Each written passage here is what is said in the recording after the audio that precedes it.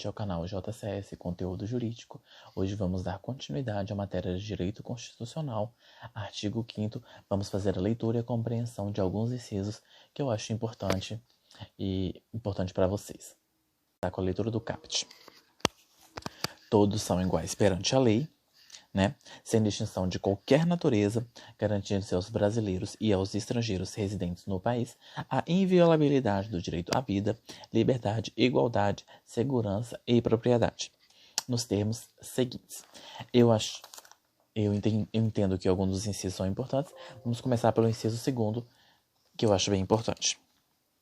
Ninguém será obrigado a fazer ou deixar de fazer alguma coisa senão em virtude de lei. Já que no inciso 2º está dizendo o seguinte, que a pessoa ela não é obrigada a fazer algo que não está determinado na lei, entendeu? Que é a lei que determina o que ela não pode fazer, ou o que ela pode fazer também, Terceiro, ninguém será submetido a tortura, nem a tratamento desumano ou degradante. Está dizendo o seguinte, que é garantido a todos a integridade física e psíquica, Quer dizer o seguinte, que não pode tratar ninguém, submeter ele à tortura, uma forma degradante ou de forma desumana, por exemplo, tratar o próximo, tipo um idoso, se dar para ele restos de comida ou rebaixar ele, deixar ele sujo, uma criança, você não dá um banho nela, não dá um alimento para ela, entendeu?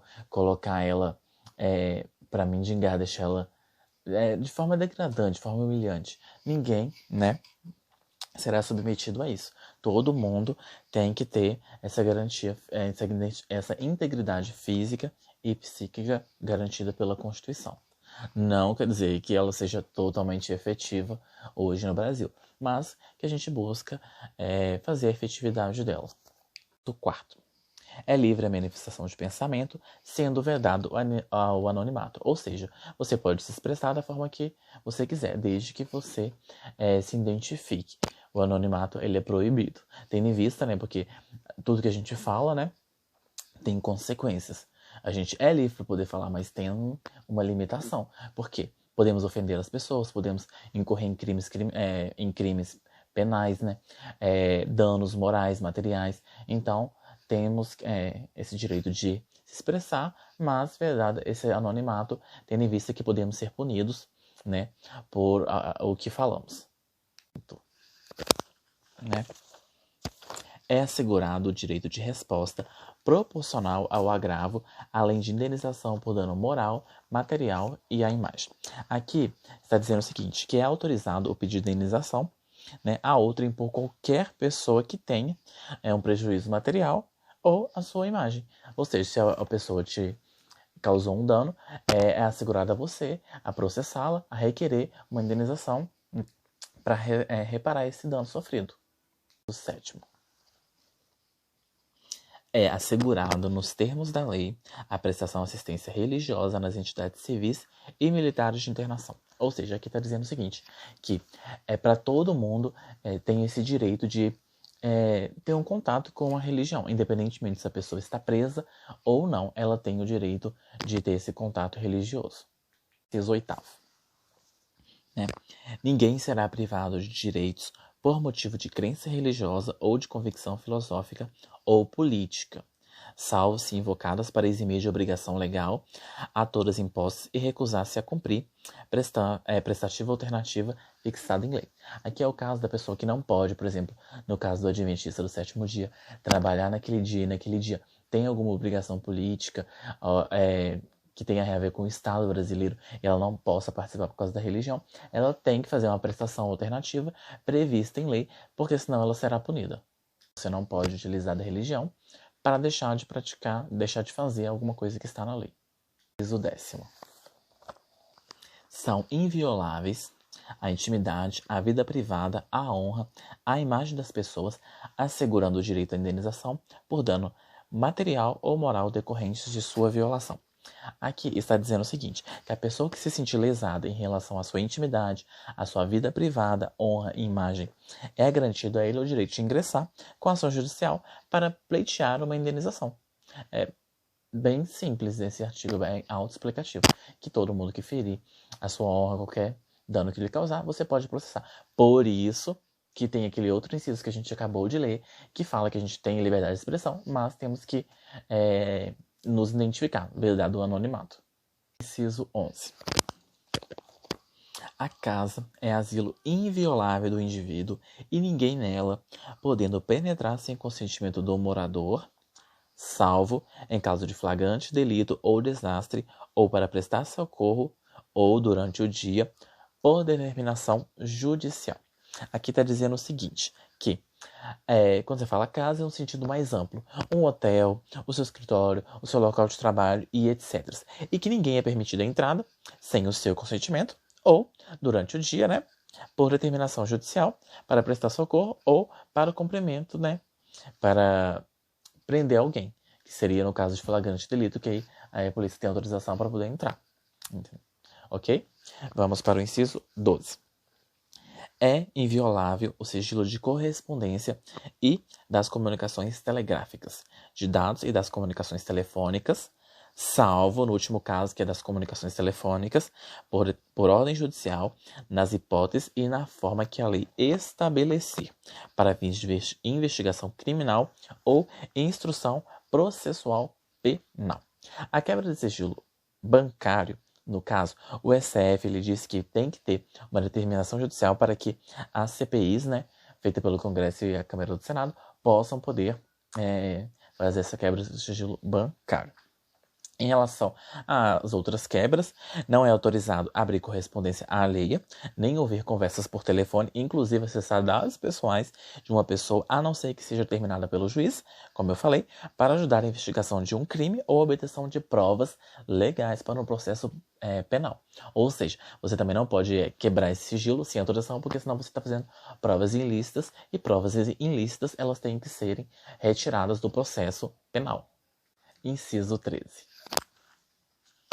É livre o exercício de qualquer trabalho, ofício ou profissão, atendidas as qualificações profissionais que a lei estabelecer. Ou seja, aqui está dizendo que qualquer um pode exercer qualquer tipo de profissão, só que tem algumas profissões que a lei vai determinar um certo critério. Por exemplo, a OAB, o Conselho Nacional de Medicina, que exige que a pessoa tire, né, o CRM.